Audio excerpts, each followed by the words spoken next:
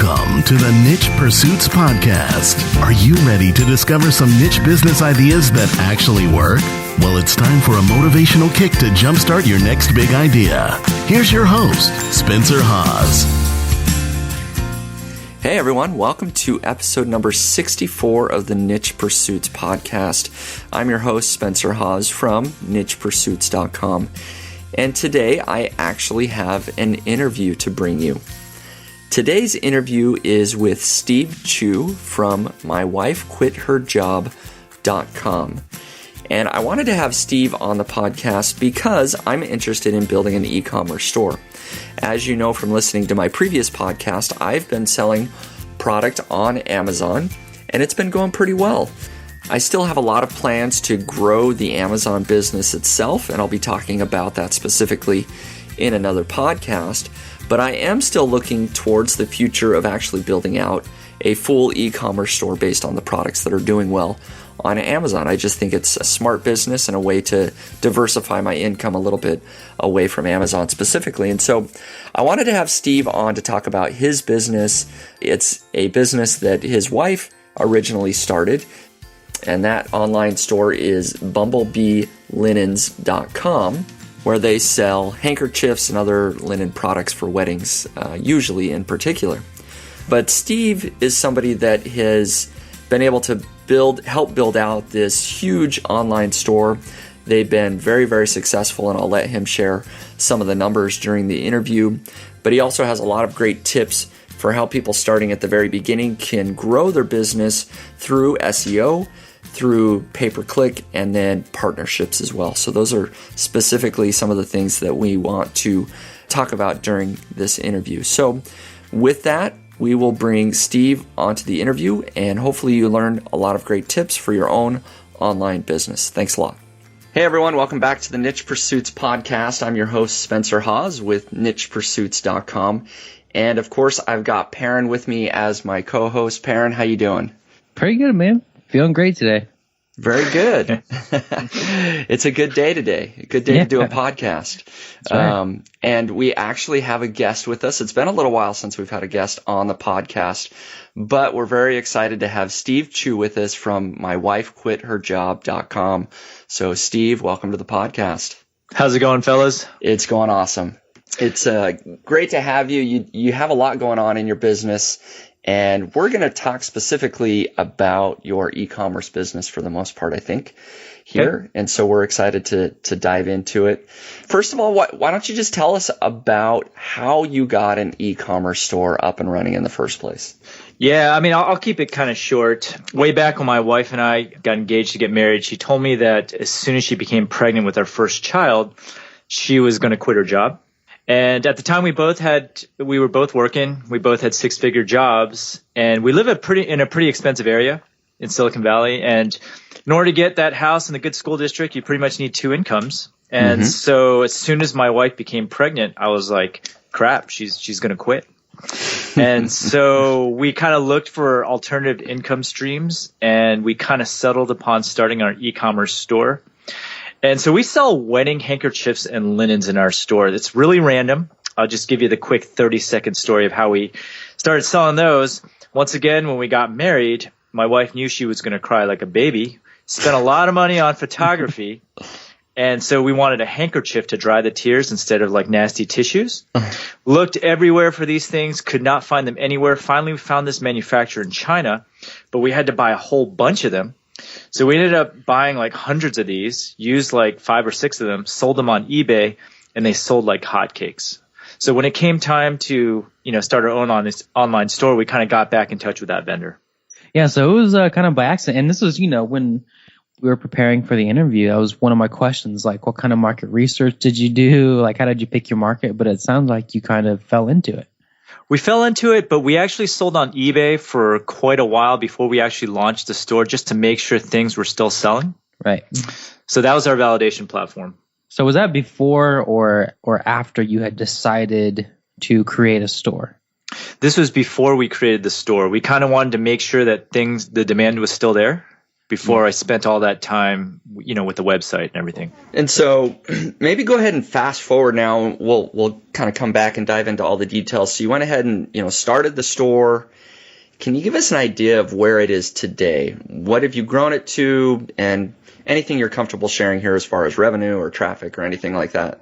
Yeah, so we started in 2007, and within the first year, we actually made $100K in profit. Very nice. And ever since then, it's been growing in like the double and triple digits. So what happens is I actually write about me running the store on the blog. And so because my online store is like my laboratory, I feel like I constantly have to grow it. So I have good stuff to write about on the blog. Right. So I try all these new different things, new advertising platforms and that sort of thing. And today, we're doing high six figures for the store. So it's been good. Yeah, no, that's very good. And have you expanded out into different types of products? How many products do you have now, I guess, on the store? We've got about 450 SKUs or so. Wow. So that's a lot. Does that become unwieldy to manage as far as manufacturing and inventory and everything associated with that? Yeah, so a couple of things. We carry all of our own inventory, and some of those SKUs are kind of doubled SKUs. So, for example, we take existing products, we package them into new packages with new SKUs. We also personalize a lot of the stuff. We have embroidery machines. So a lot of the actual number of unique products is much less than 450, but the SKUs we have are at 450, if that makes any sense. Yeah. No, that does make sense. So just for our readers, when you say you keep all of your own inventory, what exactly does that mean? Yeah. So we have an office and a warehouse where we have like all the product on the shelf, and we have employees that kind of pick and pack the inventory. Yeah, great. And I'm wondering, and I know we're going to get to all of this, and so, either of you, please stop me if I'm getting ahead of myself, but what did that middle ground look like? I mean, like you were selling handkerchiefs on eBay one day, and then a couple years later, you've got this great store with a warehouse. But, was there a point where you were just kind of keeping it in your basement, or like how did you manage it in the growth phase? Yeah. So in the very beginning, we had everything in our garage. We had a lot less products, obviously. Early on, the way we did it is we had a lot less products, but we kind of started new SKUs based on the existing products. So for example, we would have one SKU where we would sell like a set of different handkerchiefs. We'd have another SKU where you could personalize with, your name, bridegroom, and wedding day and that sort of thing. And so everything was in our garage in the beginning, and we would basically operate the store after the kids went to sleep. And so the store kind of allowed us to time shift our work, which is what made it very convenient for my wife to stay at home with the kids. Very good. And we're going to dive into some of these details. I don't think I gave my reaction to your revenue numbers. I just want to say congratulations. That's a solid store. Oh, yeah. Doing high six figures and continuing to see growth since 2007. Amazing job. You've done a great job with the store. It's going well. And it's okay that we share this publicly, right? I don't think we mentioned the URL. Yeah, it should be fine. Yeah, it's bumblebeelinens.com for anybody that wants to go and check that out and see what Steve and his wife are doing there and everything as well. A follow-up question, you mentioned personalizing the handkerchiefs and other things. How are you personalizing them? Are you sending them out to somebody else that does it, or do you just have employees working there in your warehouse doing all the personal? Yeah, it's a funny story behind that. So it started out as my wife's hobby, and then I decided to say, hey, we could charge like 20x for this if we personalize it. And so what ended up happening is I ruined my wife's hobby, but we purchased these industrial machines, and we actually hire people to run them today. Okay. Yeah. No, that's awesome. So, there's so much that goes from being on eBay and selling to then actually building out an e-commerce store with your own product and getting traffic to that store. Yeah. Okay, so I don't want to necessarily dive too much into how to build the website, because I think there are a lot of tools and a lot of ways that you can get a website up there, but that's probably the easy part. It is today, certainly. Yes, right. I would think the more difficult part is, how do you actually get traffic to the site? How do you start selling this to real people? So can you give people tips, or what did you do to start getting that initial stream of traffic, and how have you grown the site traffic-wise? Yeah. Yeah, I mean, we can go into more specifics depending on where you want to go with this, but we had a 3-pronged strategy early on when we launched. One was just pay-per-click traffic. Okay. We relied heavily on AdWords to just bring in people to the store. On the side, my wife was also pumping out content. And so we sell a lot of wedding related things. So she was creating craft tutorials and craft pages, crafts basically that people could create using the products that we sold on our site. And over time, those got indexed and brought SEO traffic. And then the third prong to our strategy was we started contacting wedding planners and event planners, kind of B2B customers who would buy on a consistent basis and buy in bulk from us. So it was the combination of those things that allowed us to hit 6 figures in that first year. What is your largest traffic source today? It's actually pretty even. So organic traffic is about 30%. And then we do a lot of different pay-per-click services, and we can go into depth on that if you want. But that brings in another third. And then the last third is like the event planners and our very consistent customers who buy in bulk. Mm-hmm. And so can we talk about the decision to spend money on ads at first? Was that scary? Because our whole audience is basically SEO-driven niche site builders, or at least that's what lots of them start out as. And, and I am included in that group. And to me, going out and spending money on ads is a scary thing to do. So why did you decide to do that, and how did it go? So early on, it takes a while for SEO traffic to kick in, right? So if you're not going to be doing anything, you're not going to be getting any traffic and sales. Yep. And so by buying traffic, it does a couple of things. You can kind of buy very targeted traffic to see if your website has any bottlenecks, to see if, why customers are leaving and solicit feedback that way. And the other thing is, it's correct. You waste a lot of money in the beginning, but as soon as you hammer it down, you can max it out. And it's just like printing money at that point. Like you max out all of your ads.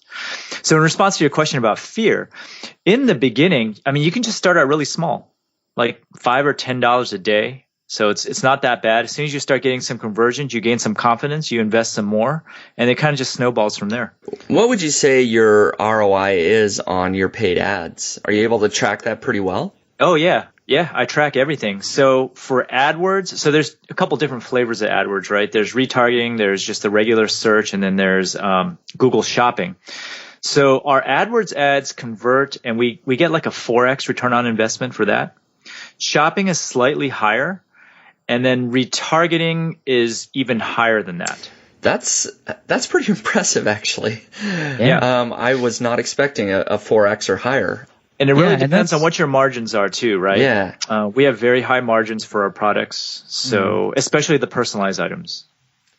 Yeah, it's that's honestly kind of mind-blowing to me, because when I think about an e-commerce store, especially where you're holding all of your own inventory, in my head, the costs just kind of pile on top of each other. You have like employees and shipping and whatever it costs to run the warehouse, and you have embroidery machines, so it would seem impossible to me to get a return on ads, but it all depends, like I said, on what your margins are, right? It's the same principle as selling on Amazon. Amazon takes a lot of stuff, right, in order for them to hold your inventory. And so you got to have high margins in order to be successful on there. Yep, absolutely. Yeah, so to give us an idea of the types of margins that you're doing, what is approximately your average order size of somebody that comes to your site?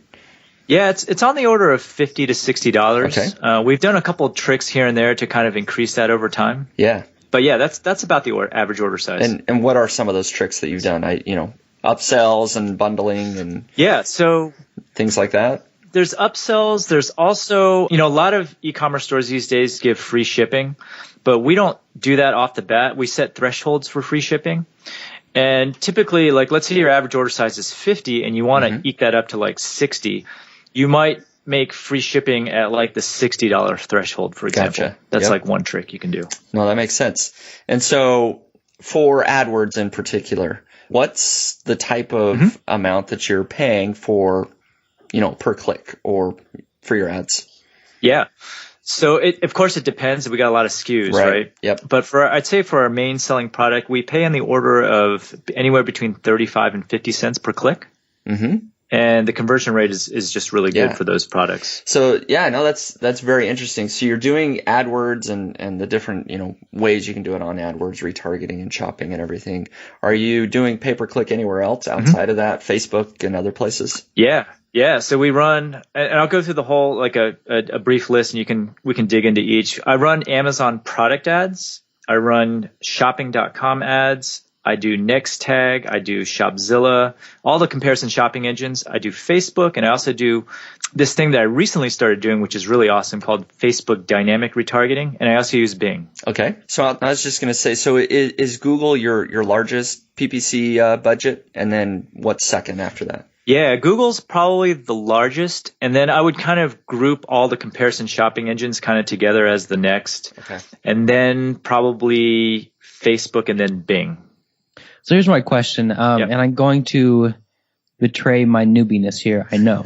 But what's the point of using all of those platforms? Why not just find the one with the best return and put all of your money there?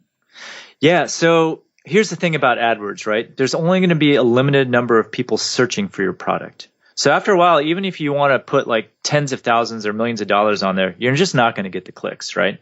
Yeah. And so in order to kind of expand your business, you got to seek out different avenues. So I'll give you an example. So Facebook, it's really limitless, right? You can target different audiences and reach a greater audience. Whereas in AdWords, you're kind of capped out based on search volume. Does that make sense? Yeah. Can you give us an idea? So you're paying like maybe, for example, 35 cents a click. How many clicks does it take you to start making money? So if you get like let's say you have a 4% conversion rate. So what is that? Like 25 clicks per conversion. And so, yeah. Yeah. So the margins are pretty good. People can do the math on that with your average order size, somewhere between $50 and $60. We talk a lot about SEO, right? For niche sites in particular and content marketing. And so I feel like our audience understands the importance of that. And your wife was writing lots of great content.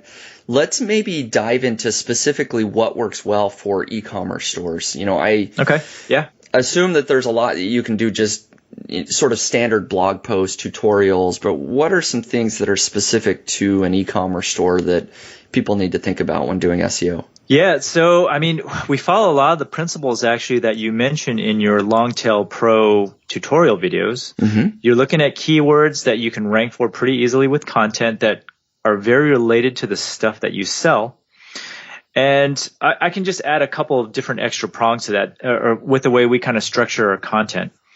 So whenever we have a piece of content, we have several goals. One is to drive people to the products. Secondary is to actually get an email address. And then third is to actually retarget. So people have landed on our site, we want to bring them back. Right. Okay. And so I'll just give you an example of a typical piece of content with a Facebook campaign. We'll have something that we want to rank in search.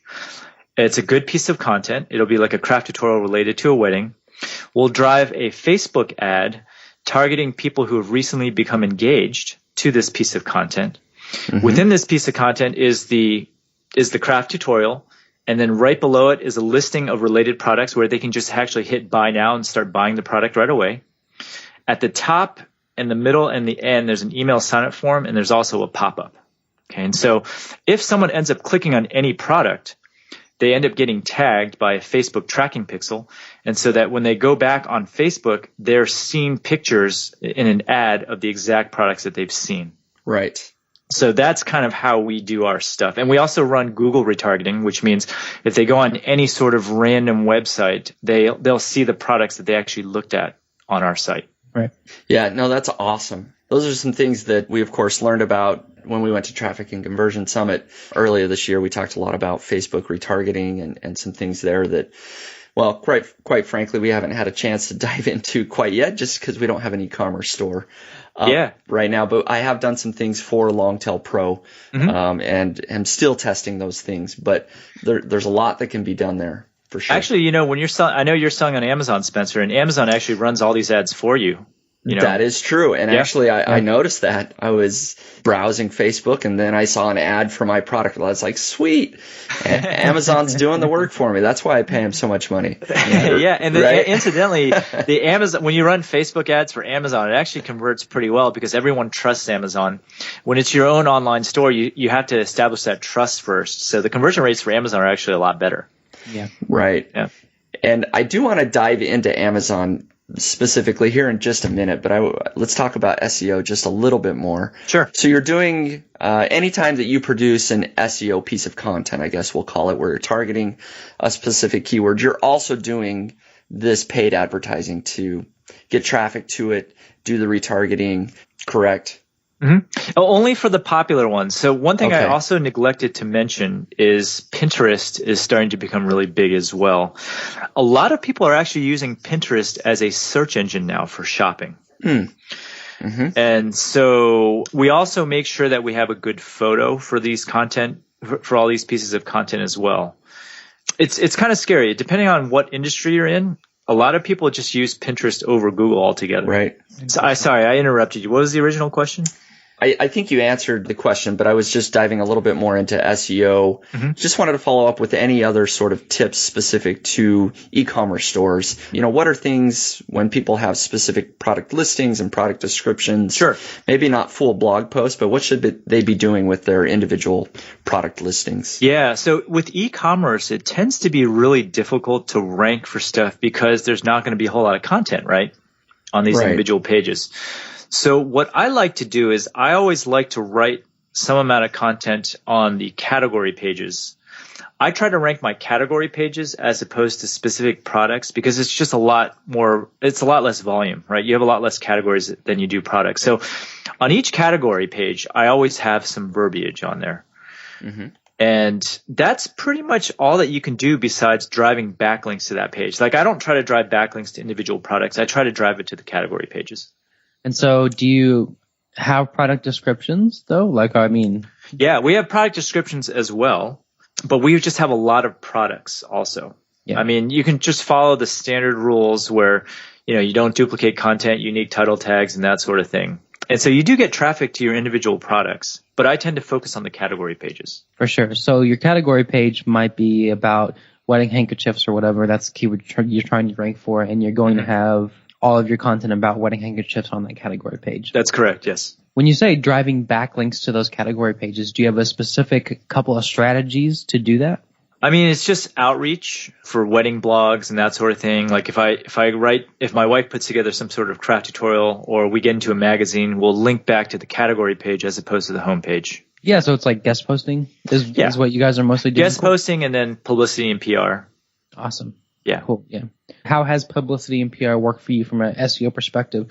That's something that I think people are starting to do more and more is, make relationships with journalists, write a good story, have something newsworthy, something that they can, actually pitch to a media outlet and not even necessarily worry about hardcore technical SEO. Does it seem to work for you? Yeah, it's hard to quantify. So it's really hit or miss when it comes to PR. Like you basically have to follow their editorial guidelines, submit something, and if you're lucky, they'll ask for a sample, and then you'll send one over and you'll make one of their magazines or publications. We've actually had a lot of luck in this regard. So for example, we got on the Today Show, but our product was only mentioned for 12 seconds, right? But that day we got 7x the daily orders within an hour. Wow, that's awesome. Crazy. It was, I had the most fun of my life. My wife was like, oh my God, we got to fulfill all these orders. Because, we weren't staffed for that sort of volume at the time. Right. So how did you get on the Today Show? Yeah. So it's really random. Someone who worked over there has a little segment that she does like twice a year or something like that. She happened to be looking at men's gifts and she saw one of our products via search. Like it was either an ad or something we were ranking for. She really liked the product, reached out, like, can you send this to me? And of course, we sent her a whole bunch of different products. She picked and chose, and then she just went on the show with them. It's pretty sweet. That is so awesome. Yeah. You know, that is one thing I just want to sort of point out, that the difference between having a blog where you're not selling anything versus something, you know, where you are selling something. The ability to send a physical product to somebody, it can provide a lot of benefits, like you just described with that example. But there's so many things. You know, you can send your product to somebody and they open that, and then maybe we'll write about it on their blog. Mm-hmm. Or if you're super lucky, it'll be on the Today Show. But you just can't usually do that with just pure content. Yeah, right? Absolutely. Just a blog. Yeah. So. Yeah. And Amazing. I just add a couple of things, you know, in terms of getting it on the magazines, like all these magazines like Brides, Martha Stewart Weddings, they have editorial calendars. And so sometimes it's just randomly reaching out and saying, hey, these are some of the new things that we're carrying. And sometimes they'll bite. Cool. Yeah, and that's maybe that leads me to another question before we start to dive into the Amazon stuff. I was, you know, looking at your store, and I've seen it a couple of times now, and you guys have so many products. Like, what goes into picking a new one or deciding what goes on the store, what you're going to sell, what you're not going to sell? Yeah, that's a very good question, and unfortunately, that's my wife's department. Because I'm not a connoisseur of handkerchiefs and that sort of thing. But the way you are now, I do know a lot. And I've taken a few customer support calls in my day, and it's hilarious, right? Right. But so this is how we do it. So my wife kind of follows the trends. She actually uses Pinterest to follow the trends. And every other year, we try to go to China for this fair called the Canton Fair. And this fair is a place where a whole bunch of different Asian vendors just all congregate. They bring their samples and everything. And so we go over there and we just go shopping. Mm-hmm. My wife sees something she likes. We'll usually arrange for that vendor to produce a small sampling quantity for us. And then we'll just put it up and see if it sells. We'll drive some targeted traffic through pay-per-click. Maybe we'll put it on Amazon and just see how it sells. And if it sells well, we'll place a much larger order for that item. Cool. So does it happen that the wheat starts to separate from the chaff and you kind of see your winners and then you focus the majority of your paid traffic on, you know, 10 or 20 products or something? Yeah, I mean, that ends up happening. And, you know, as with any store, any like regular e-commerce store, only a small number of products are going to bring in the bulk of your revenue, right? A lot of times the products that you see on a store are just there to kind of fill it out and make it look full and offer a big selection. But what you'll find is like everything that you sell kind of goes along this curve, right? And so absolutely correct. For ads, for example, I think you were talking about pay-per-click. We generally dial down the ads so that we're always making a profit. And oftentimes, you know, when you reduce the bid, that means less traffic going there, but you have to bid what's going to make sense to make a profit. And it just naturally works itself out. Yeah, absolutely. As long as you're tracking your numbers and know what it costs to do everything and know the conversion rates, that's definitely the natural way that things are going to go. Now, you have a lot of products. How many manufacturers are you actually working with to provide these products? Yeah, it's that's a good question. I need to ask my wife that question. Yeah. I would say on the order of 10. Okay. We have some main guys, but we have all these random vendors too in like Europe, in the US, and India. They kind of provide a different breadth of items that kind of fill out our store. Yeah. So, yeah, all over the place. No, that makes sense. So let's go ahead and dive into Amazon now a little bit, because I know you started selling on Amazon a little while ago. Give us an idea. Why did you go to Amazon and how's that been for you? Yeah, I mean, it's been really good. Why did we go on Amazon? It's just another marketplace. You know, ideally, when you're just trying to make money, you should be selling on everything, right? Absolutely. As much as you can. So I actually was a little reluctant to go on because at the time I was, you know, Amazon's kind of creeping in on the smaller e-commerce stores, but my buddy was like, hey, it's really easy. All you got to do is put your stuff on there, get a couple reviews, and, you know, the sales just come in. And it turns out that was my experience. We just we don't have that many things on there yet. We're just kind of gradually ramping our way up there. Mm-hmm. But I think with like just 6 products that we put on, we ended up making like $6,000 in a month. It's pretty shocking. Nice. Shockingly easy, actually. Right. And it's just a matter of getting reviews, and there's various ways that you can get reviews. Mm-hmm. And it just seems like the sales just naturally increase over time. Yeah.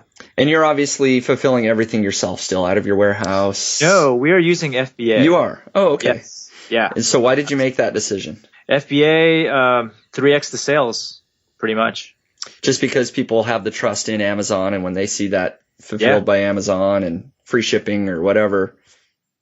Yeah, it's a no-brainer. So for Amazon, we actually run both types of ads, right? We run Amazon sponsored listings, which drive traffic to the Amazon listing, but we also run the product ads, which actually drive products to our site. And so with Amazon FBA, it's obviously impossible to do any sort of personalized products, right?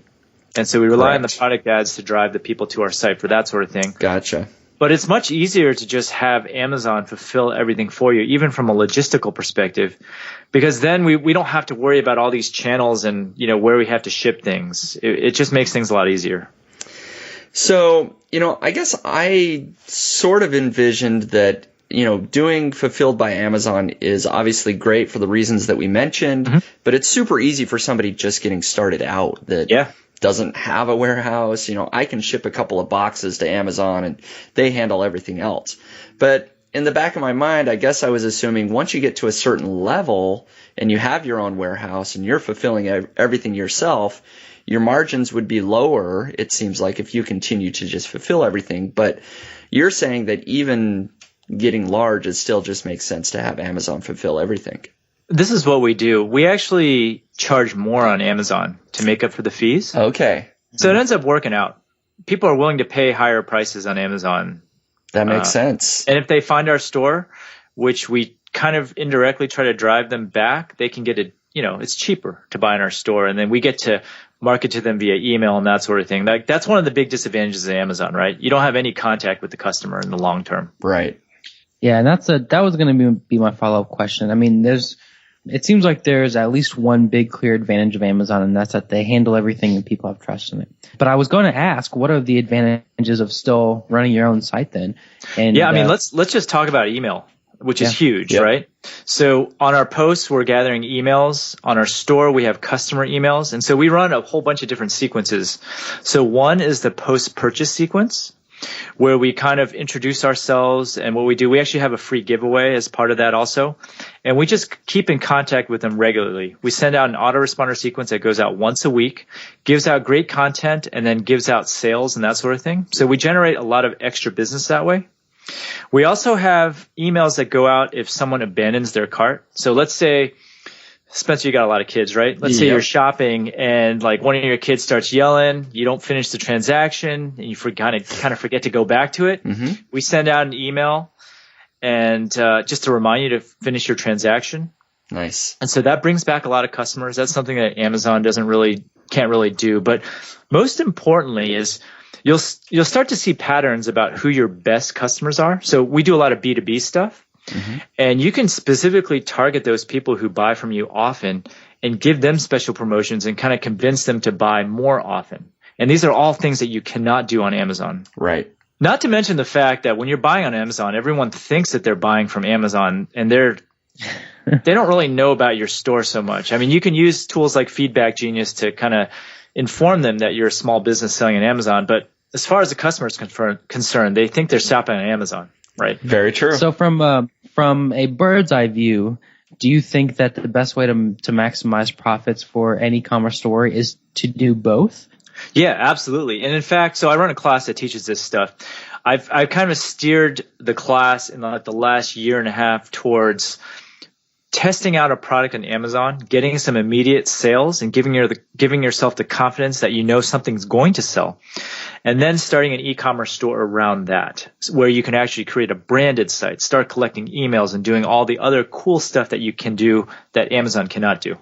Well, that sounds familiar. It does. It does sound familiar. Oh, why is that? Well, just because, I started selling recently on Amazon and saw some early success. Over the first 40 days or so, I sold out of my inventory, about $6,000 worth of product. And so I'm quite excited about Amazon. But, Parent and I have already taken that step and decided we need to be starting a standalone platform outside of Amazon to be selling this product. And so we are slowly building, I wouldn't call it an e-commerce store yet, but that's eventually what it's going to be. Yeah. And I guess this is a question that I mean, maybe I already know the answer to, but I think it's important to talk about is, one of the thoughts that we had, we're building out this store for our product, and we thought, there is so much trust on Amazon. Why don't we build out this store and use all these traffic generation techniques to get people to the store, but use Amazon as a checkout platform for the store, if you know what I mean. So we still have the listings, but people would actually buy through Amazon. Is that a bad idea? I mean, you can absolutely do that as well, and that way you don't have to think about it, and you get some of the other benefits. What you don't get is the collection of email addresses, knowing your customers that way, right? You can't really track conversions because all of that stuff is on Amazon's end, right? Mm-hmm. So you can drive pay-per-click traffic that way to your site, but then you'll have no idea how it converts, right? Yeah, that's right, because you won't have that tracking pixel at the end, the success page there. Okay. So here's how I see it, Spencer. I mean, bottom line, there's different marketplaces, right? Mm-hmm. People who shop on Amazon tend to go there first. Some people like to shop on Google and do searches. Some people go straight to Etsy. Some people go to Pinterest. Amazon is just one marketplace, right? Yep. You have to plan all the marketplaces in order to get really big. Yeah, I mean, that makes sense. There's so many different places, and you've done very well of getting listed on, or at least doing paid ads on all these different places. So specifically for, and I guess this is going back to, how to actually build an e-commerce store, but, for shopping cart, there's a lot of different things. I mentioned, you could use Amazon as your method to actually check people out, and they essentially just buy it through Amazon. What do you recommend for people starting out so that they can, still capture that email and check out right on your store? What's the best methods? Yeah. So these days I've been sending people towards Shopify and BigCommerce simply because a lot of the people that come to me for help, they're not technical at all and they'd rather not deal with anything. Mm-hmm.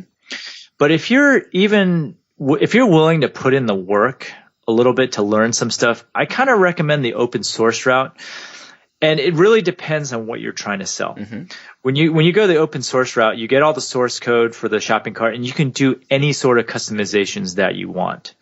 So if let's say you sell a product where you want some specific way or specific functionality for your site, the Shopifys and the BigCommerces, they're there to serve like the general public, right? Mm-hmm. The most general solution. And so you might be limited by those platforms if you have special requirements. And that's why for those people, I kind of recommend them go the open source route, even though it might take a little bit more work. But I would say for 80 to 90% of the people, going with the Shopify and the BigCommerces, you can launch like within a couple hours right out the bat, and it'll probably suit your needs. Mm-hmm. It might cost a little bit more in the long run. Mm-hmm. And do they charge per transaction or a monthly fee or? They got different plans. So Shopify, if you sign up, if you use their credit card processing, there's no transaction fee. But if you use your own, there is. Okay. BigCommerce has different plans. If you're using the middle plan, there's no transaction fee. But if you're on the cheapest one, there is. Mm-hmm. So, and again, this is maybe a selfish question, but I know a lot of people are also just starting out. So, let's say people are in a similar situation to me where they just started selling on Amazon. They found they have one successful product. It's hard to build an entire e-commerce store out of just one product. Right. There's a lot of different options that people might have. And like you said, you might just want to fill out your store so it looks like it's lived in so that people have options. What's the best route to do that? I mean, one idea that comes to mind is really just almost being an Amazon affiliate. You could fill out your whole store with Amazon listings, even though you're not manufacturing those until you have a chance to do so. Is that a good method, or what do you recommend? There's a couple different methods that you can have, right? You can actually wait on your e-commerce store, start listing a whole bunch of related products on Amazon and developing those. Yeah, so you could either, gradually build your way up with related products on Amazon till you have a decent breadth of products that you can launch your store around. Or you can do what you said, which would be a little awkward, I think. You'd have a mixture of Amazon items and your own. I'm not sure how well that would work out. Mm-hmm. But what a lot of people do is they'll go out and they'll find like drop shippers. Right.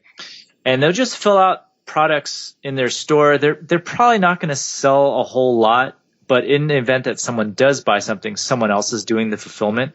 And so you can get these libraries of products that you can just put on your shop to fill things out, while, your big money makers are the ones that you actually carry inventory for. Does that make sense? Yeah, that does. That absolutely makes sense. So just some food for thought for people out there, maybe considering where to start their e-commerce store.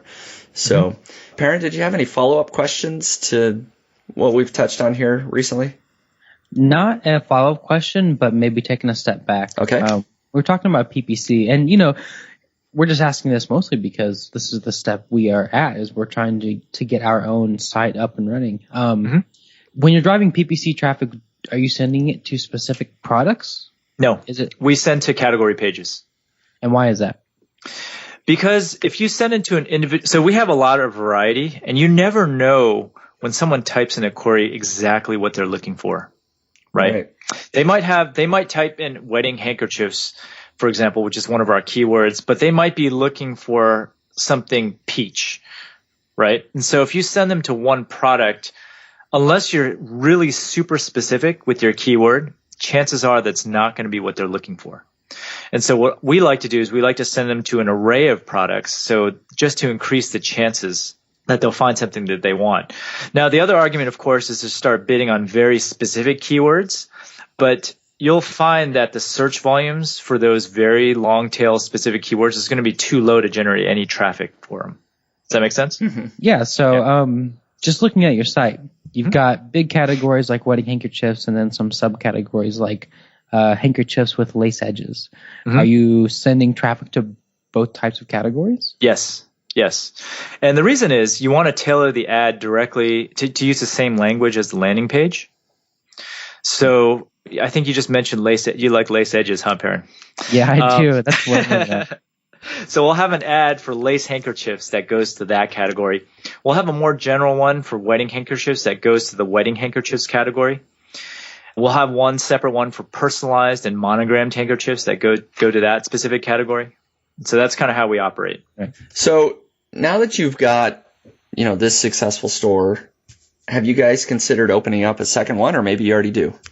Yeah. So e-commerce and dealing with physical products tends to be a lot of work. And so I've kind of diversified over the years. So that's why I started My Wife Quit Her Job, to kind of get into the affiliate and advertising space. Right. And then I started my class, which, to kind of get into the digital product space where you don't have to deliver anything physical. So I've kind of diversified that way, as opposed to just starting another physical product store. Right. Do you think that you ever would start another physical product store? Yeah. So Spencer, we just kind of had this conversation. What I really want to do is, I'm a hardware engineer at heart. And so what I would like to do someday is to build some sort of hardware, software, wearable type of product. So. And then, of course, right, you'd have your own store and sell that. Yeah. Or have it being sold wholesale into other stores maybe at some point. So that's very interesting to me. It's I feel like I'm thinking of like cyborgs and a lot of stuff that, maybe as talented as you are, maybe beyond your capabilities. But like, what are you talking about? Are you talking about like something like a Fitbit type of product. I mean, obviously not the Fitbit, but something along those lines. Something pretty simple where you can just throw some hardware, off-the-shelf hardware components together, integrate it, and then create some sort of app that goes along with it. Yeah, for sure. Yeah. I'm also curious. So you have e-commerce store. You are getting into the affiliate space, and you're getting into the digital product space. What do you like the most so far? Like, what are the pros and cons? I mean, it's a lot different. So with the blog, it's just nice because you get to interact with an audience and you kind of build up your name. So to speak. Like Spencer, you're very well known in this niche research space, and then you got Long Tail Pro as well. Right.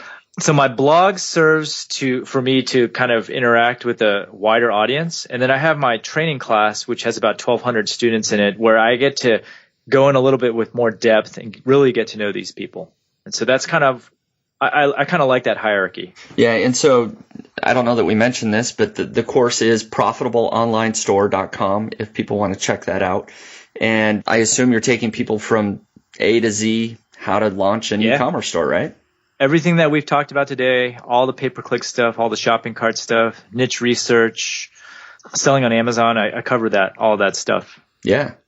And so that's going well. And then, of course, my wife, quitterjob.com is going very well. I'm starting to see you in more places as well. I don't know how you do all of this and still have a full-time job. Yeah, man. What's your secret? And you have kids. Yeah, Spencer, don't you have like 4 kids or something like that? I do have 4 kids. Yeah. So, I mean, I should be asking you that question. Well, I know, but I do this full-time, right? So... Yeah, so I mean, with my job, it's pretty cush. I mean, it's a 9-to-5 job. I just run a small engineering team. Basically, my kids go down at 8 o'clock. For all my properties, I pretty much work between 8 and 10 hours a week. So, I mean, I can give you a rough breakdown of the schedule. Sure. I mean, the kids go down at 8. I'll work for a couple hours from Monday through Wednesday. And then Friday, actually, I recently went down to 4 days at my job, so I have Friday off, but I keep that as more of a fun day. And so we're talking on a Friday, incidentally, for the listeners, and talking to Spencer is considered a fun day for me. and Perrin, of course. That's right. Thank you. And then on Sunday is when I do my writing. So my content schedule is really simple. I pump out 1 post and I do 1 podcast every single week. Mm-hmm. That's it. And then on Friday mornings, I'll work either on the store or the blog, and I just kind of alternate that way. Mm-hmm. So, I mean, early on it was a lot more work, but just the maintenance portion is actually not that bad. Yeah. Yeah, I like that though. I've been hearing the same mantra from basically every entrepreneur I've talked to in the last year, which is just do one thing. If you have multiple projects, scrap something and focus on, one particular thing. So it's refreshing to see somebody doing a bunch of stuff and succeeding. Cool. Thanks, Perrin. Yeah. And so, obviously you're very productive in what you're doing. You've been able to, organize your time and do everything very well and to have some success there. You've got the blog. I have to ask, your wife quit her job. When are you going to quit your job? Yeah, we touched on this a little bit. We'll see what happens. So the reason why I stay at my job is for a couple of reasons. One, I studied electrical engineering and microprocessor design all of my life. Mm-hmm. And I enjoy doing that. And you can't really do that on your own. You got to be working for a company that does it because there's just so much infrastructure that's required. And so I really like working with the people that I work with. They're all PhDs from Stanford and MIT, a bunch of smart people that I interact with every day. And so I don't want to lose that. But, at some point in time, I might consider quitting, depending on what opportunities pop up. Like if I can go ahead and produce that hardware software product I was talking about earlier, mm-hmm. I would probably quit to do something like that. Mm-hmm. Yeah, no, it's one of those things that it depends on the opportunity. It depends on what your goals are.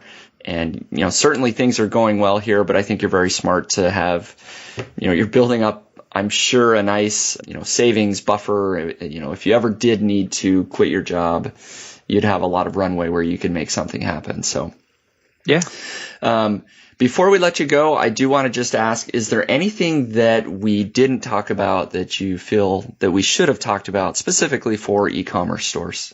That's a good question. Let's see. We pretty much covered the gamut, right? Mm-hmm. Content, pay-per-click, email marketing. I think here's something that I'll leave everyone with is, if you're going to start your own e-commerce store, I would advise that everyone look for ways to target B2B customers. Like going directly to the consumer is nice, mm-hmm. but the way to establish a sort of consistency with your business is to target people who are going to buy on a regular basis. Yeah. You're seeing this a lot in the software space. A lot of these places are going SaaS, mm-hmm. right? Monthly fee. I think you went to monthly fee for that reason, right, Spencer? Yep, absolutely. Yeah, so just trying to establish some consistency, and that way you can be around for the long term. Yeah, I think that makes sense. So those are some good tips. We covered a lot. Obviously, hopefully people listening in got some great value out of what you shared. I think so. I know a lot of things I'm going to implement in my own business. Yeah, and now we know where to go to get some personalized niche pursuits, lacy napkins. Perrin, are you married yet? I just got married last week. Oh man, okay. I could have hooked you up with some missed opportunity. The frilly lace ones that you like. Yeah, I know. Could have given you a discount. Yeah, maybe for my next one. Ooh, ouch. Ooh, don't let Michelle listen to this. Yeah, sorry, Michelle. That was a joke. No, very good. So, thanks again, Steve, for coming on and sharing, things related to your business, tips for everybody. We appreciate your time. If anybody wants to follow along, I assume the best place is your blog, correct? Yeah, mywifequitherjob.com. There's a contact form there. Feel free to send me any questions. Awesome. Thanks again. Thank you. And everybody listening in, just best of luck in your business.